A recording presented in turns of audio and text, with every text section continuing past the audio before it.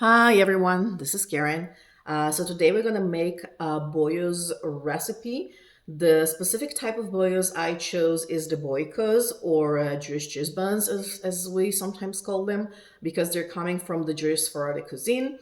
Their origin is actually from the Balkan cuisine and mainly from the Bulgarian or Turkish area. And there are various types of boyos that you can make. So today we're going to make only one type of it. It's a great option for Shavuot. It's a great option to make with your kids because they're like pretty easy to make. You will see in a couple of minutes.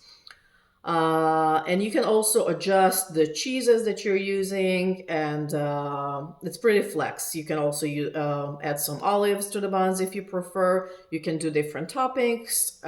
So they're kind of flex. Even if you don't have all the ingredients in your house, you can still make them in most cases. So the Boyos recipe that I chose, as I mentioned, is the Boyikos. And the ingredients for the recipe, this is approximately for 20 to 25 buns. So we will use 250 grams of yogurt, 5 or 9%. If you can put your hands on Israeli white cheese, then it would be even better.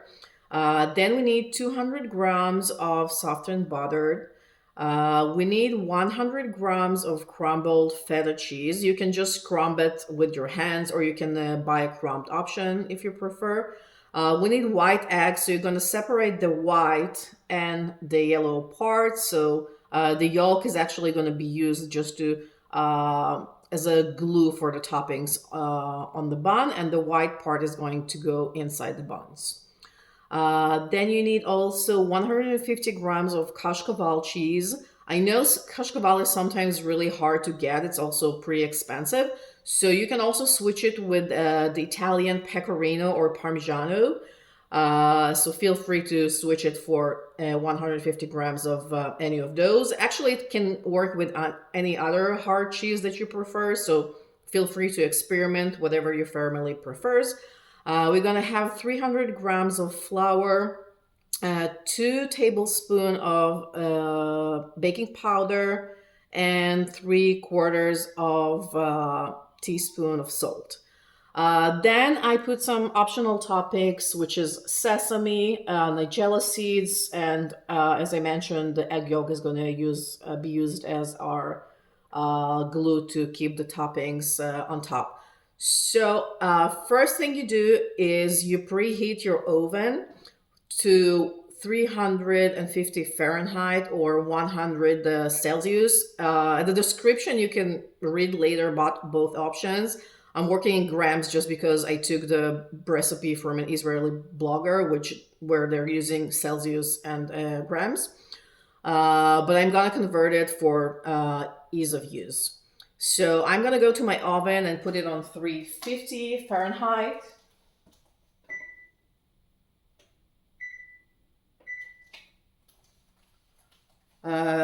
So it's 350 Fahrenheit or 180 Celsius. It depends where you're at.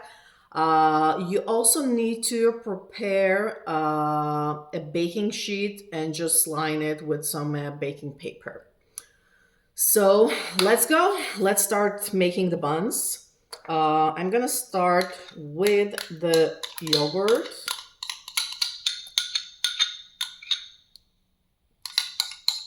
Just scoop it good so you have everything outside, you don't miss anything. Then let's go with the butter. The butter needs to be softened because you will have to like squish it all at the end. It's going to be much easier when the butter is not cold. The kashkaval cheese goes inside. The feta cheese, egg white, the baking powder, salt, and 300 grams of flour. Okay. Okay. So once you have it all inside, you can obviously use a mixer if you have like a cuisine art mixer. You can use a guitar or whatever this thing is called attachment to mix it all. But the best, in my opinion, is just like do it with your hands. So I'm just gonna dig in and mix it all really, really well. I think this is probably my son's favorite part just because, toddlers, they just like love to play with everything that feels kind of like yucky on their ends. Uh, and he just loves like dig inside. But as I mentioned today, he chose not to participate, and that's fine. It's his choice. So we're gonna just mix it all really, really well.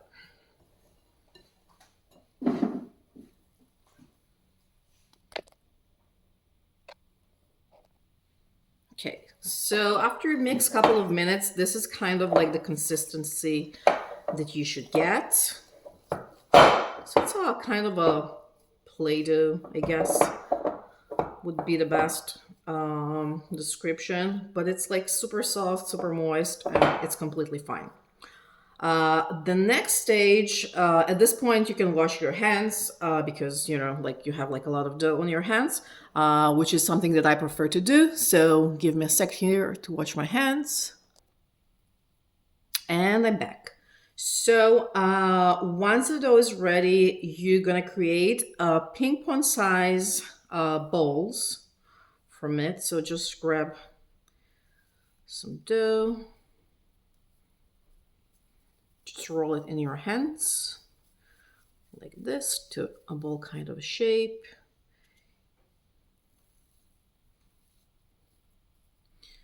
You're gonna create approximately like 20-25 buns. It really depends on what size and how exact you're making them. You can of course like weight them if you prefer to make them exactly the same, but it's not really critical to the process. Okay, so just keep rolling the bowls. So now I'm done with creating my bowls. I got 24 pieces. And the next step, you're gonna take the egg yolk, just mix the yolk like this, and you're gonna spread a little bit of yolk on each bun like this.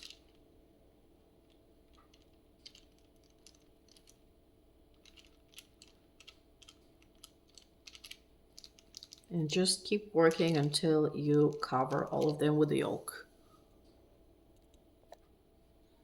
Okay, now when they're all covered with egg yolk, you can spread on them some cheese, some nigella seeds, some sesame seeds. You can leave them as is, whatever is your personal preference. I'm gonna do half sesame, half nigella. So just take a little bit of the seeds, spread them on top, just like this. And same with the sesame. Just working through all of them.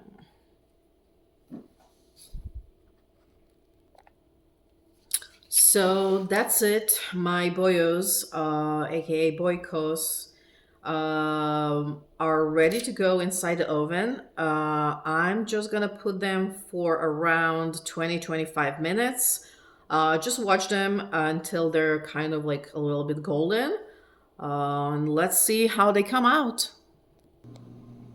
And here are boyos straight from the oven. The smell, guys, is just like phenomenal. Literally, like my whole family just came downstairs. They were asking what's up.